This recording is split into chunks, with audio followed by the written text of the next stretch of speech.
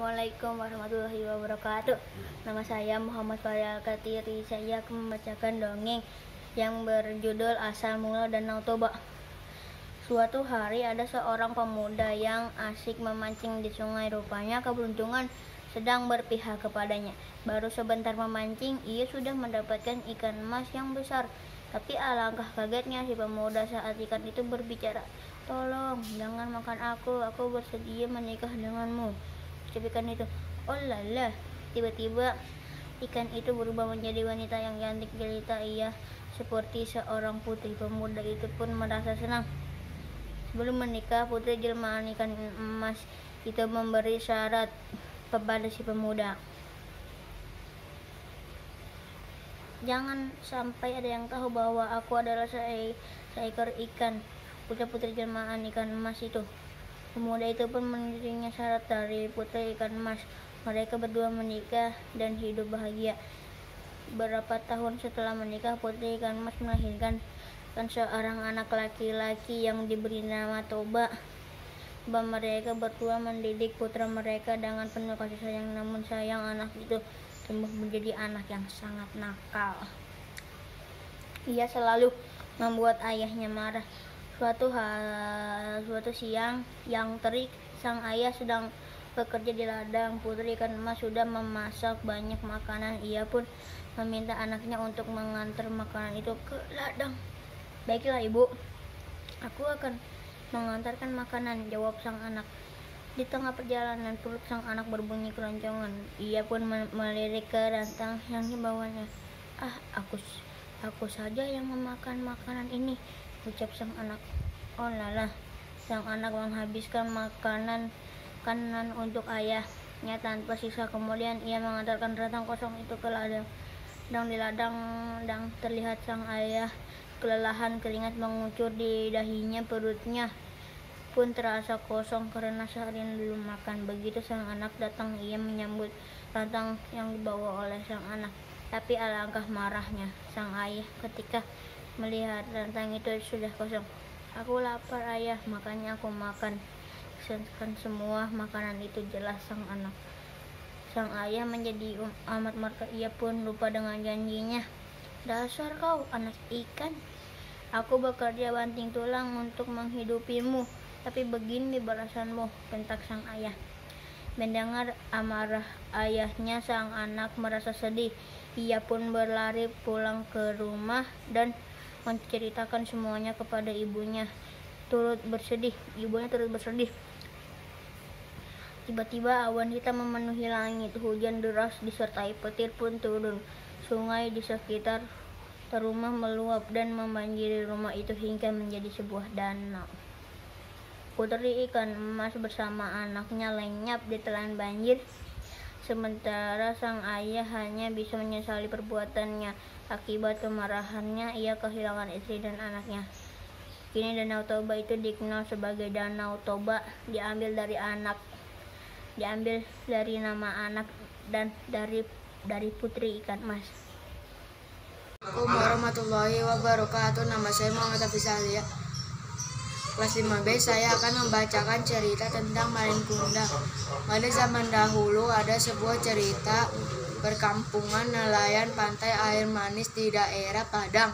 Hiduplah seorang janda bersama Malin Kundang bersama ibunya Mande Rubayan. Malin anak yang rajin dan nurut.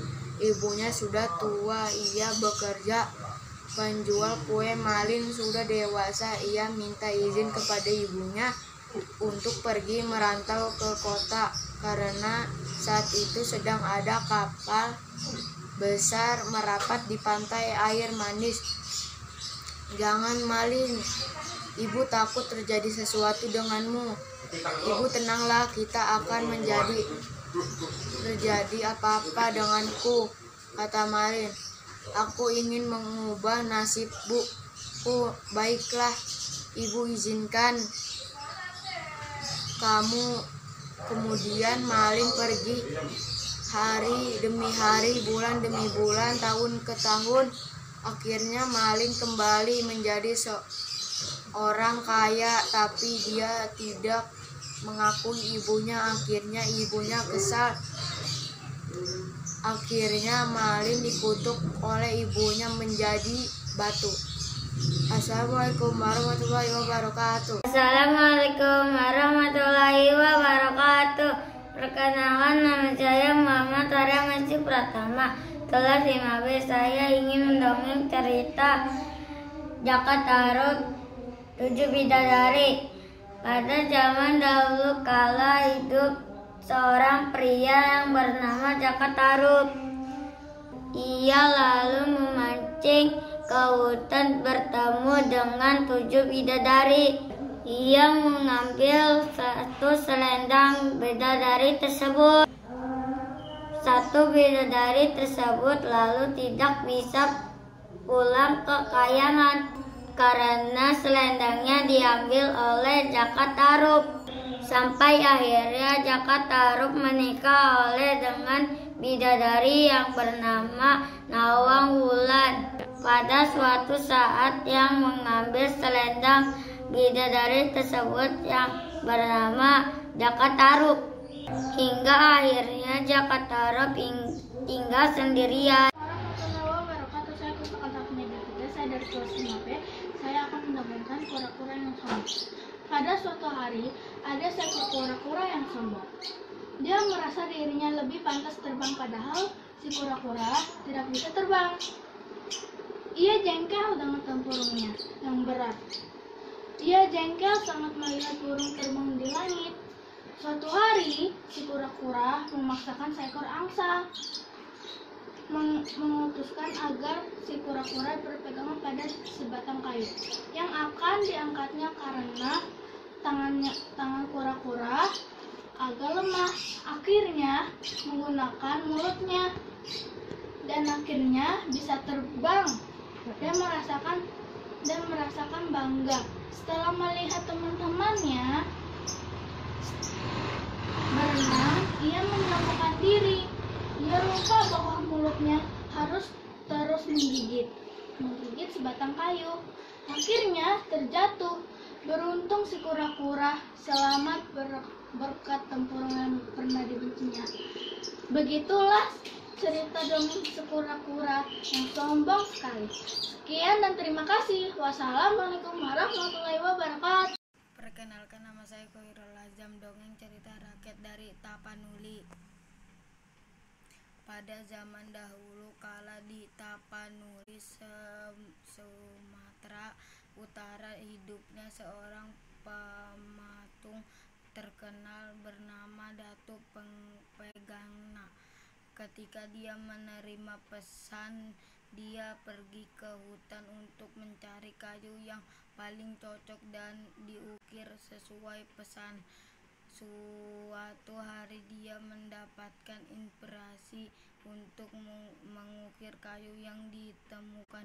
Dia bekerja sehari di bengkel untuk mengukir kayu menjadi patung wanita cantik. Kemudian dia meletakkan patung itu di depan rumahnya.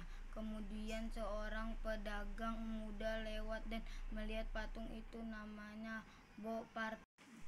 Kemudian seorang pedagang muda lewat dan melihat patung itu, namanya Bo Pertiga-tiga. Dia sangat terkesan dengan keindahan patung itu. Dia kemudian meletakkan pakaian dan perhiasan yang indah di patung itu.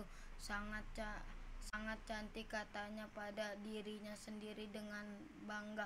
Patung itu terlihat seperti manusia sungguhan. Kemudian dia meninggalkan rumah Datuk Punggana.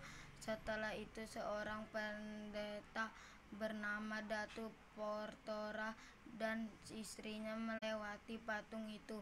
Mereka juga terkesan dengan keindahan patung itu. Saya ingin berdoa kepada Tuhan agar dia hidup seperti orang sungguhan. Saya ingin menjadikan sebagai putri kita, kata Datuk Porto. Pasangan ini belum memiliki anak. Para dewa ternyata mengabulkan doa Datuk Portowar dan patung itu berubah menjadi gadis yang sangat cantik. Datuk Portoar dan istrinya kemudian membawa pulang gadis itu. Mereka menamai Nyai Manggela. Berita tentang kecantikan Nyai Manggela menyebar ke seluruh desa. Semua penduduk desa datang ke rumah Datu Portoar untuk melihat Nyai Manggela. Di antaranya adalah Datu Panggana dan Boat Pertiga. Nyai Manggela dengan jujur mengatakan kepada penduduk desa bahwa dia sebenarnya adalah patung yang menjadi wanita yang hidup karena anugerah Tuhan. Datu Panggana mengejar Datu Portoar untuk mengeklaim karyanya sendiri, dan Boa Pertiga juga mengeklaim hak untuk hidup patung. Akulah yang mengukirnya dan dari kayu, jadi dia memiliki saya, kata Datu Panggana. Dia memakai baju dan perhiasan saya, jadi dia harus pergi dengan saya, kata Boa Pertiga. Ingat, saya mencari nafkah sendiri sebagai manusia, jadi dia masih di sini. Datu Portoar juga ikut bergeremun. Ketiga pria itu berdebat. Mereka mengklaim memiliki hak Nyai Manggela untuk menanamkan mereka seorang lelaki. Kura-kura dan kelinci. Dahulu kala ada seekor kelinci yang populer karena kesombongannya. Kelinci tersebut selalu mengejek kura-kura lambat dan bodoh. Suatu hari kura-kura mengajak lomba lari pada kelinci untuk membeli pelajaran kepada kelinci. Kelinci menertawakan kura-kura. Mana mungkin kura-kura dapat mengalahkan aku? Kan kura-kura jalannya super lambat. Dan lomba pun dimulai. Kera menjadi kera yang menjadi wasit yang disaksikan oleh seluruh penghuni hutan. Karena kelinci menganggap kura-kura lambat, maka ketika lomba dimulai, kelinci malah asik tidur dan kura-kura ternyata berhasil mencapai garis finish terlebih dahulu. Warga hutan bersorak kegeringan kura-kura berhasil mengalahkan kelinci. Kelinci menyadari kesalahannya, lalu kelinci minta maaf kepada kura-kura. Kura-kura telah mengejeknya. Assalamualaikum warahmatullahi wabarakatuh. Perkenalkan, nama saya Kedra Calvin dari kelas 5B. Ingin membacakan judul Nusantara Si Pitung. Hati si Pitung geram sekali.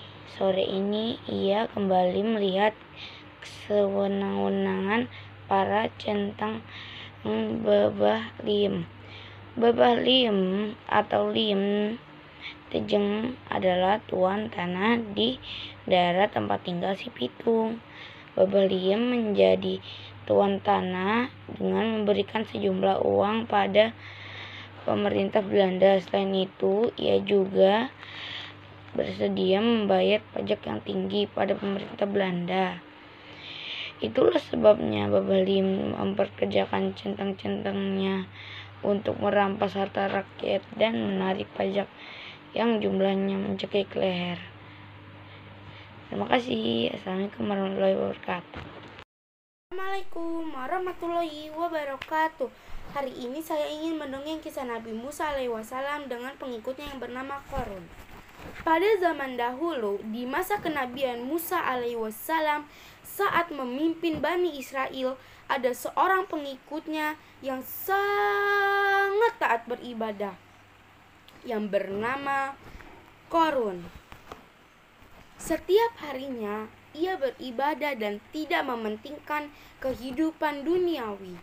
Meski disegani sebagai ulama karena ketaatannya akan ibadah, Qarun yang tak mementingkan duniawi membuat kehidupan keluarganya pun jauh dari kata layak. Sang istri yang bernama Ilza pun sering mengeluh ingin kehidupan yang lebih layak. Singkat cerita, suatu hari datang dua orang lelaki utusan Raja Golan. memberinya hadiah berupa uang emas yang sangat banyak. Tetapi Korun menolaknya dan berdalih bahwa ia tak mengenal Raja Golan dan tak membutuhkan bantuan. Utusan Raja Golan kemudian berhasil membujuk istri Korun untuk menerima hadiah tersebut. Betapa marahnya Korun. Namun ia tak tega melihat sang istri begitu bahagia. Akhirnya ia juga menerima hadiah yang diutus kedua lelaki tadi. Saat kehidupannya mulai berlimpah harta, Korun kemudian melupakan ibadah. Terlebih sang istri yang melarang ia mengunjungi Nabi Musa dengan alasan mereka hidup susah ketika menjadi pengikutnya. Kemudian ini membuat Korun tak pernah lagi beribadah dan semakin tegang dalam urusan duniawi. Sampai suatu ketika seorang teman Korun berkunjung dan mengingatkannya untuk bersedekah atas harta yang ia miliki sekarang. Dengan terpaksa Korun mendatangi Nabi Musa untuk bertanya, seberapa banyak zakat yang harus ia keluarkan? Ternyata jumlah yang harus dibayarnya begitu besar. Lalu timbullah prasangka buruknya terhadap Nabi Musa. Saat itu kemudian Korun mulai menghasut saudara lainnya untuk tidak membayar zakat. Bahkan sampai tega memfitnah Nabi Musa. Melihat pengikutnya dahulu mulai berubah, Nabi Musa berdoa kepada Tuhan. Dan tak lama Tuhan mendatangkan azab untuk Korun. Korun meminta ampun, tapi semuanya sudah terlambat. Ia beserta hartanya pun habis. Sekian dari dongeng saya. Assalamualaikum warahmatullahi wabarakatuh. Atas harta yang ia miliki sekarang.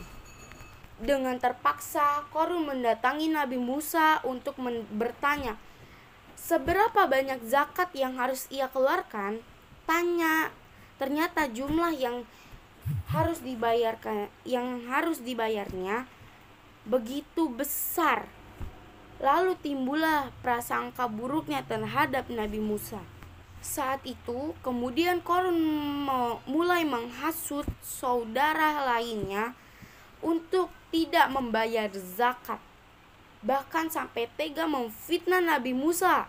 Melihat pengikutnya dahulu mulai berubah, Nabi Musa berdoa kepada Tuhan.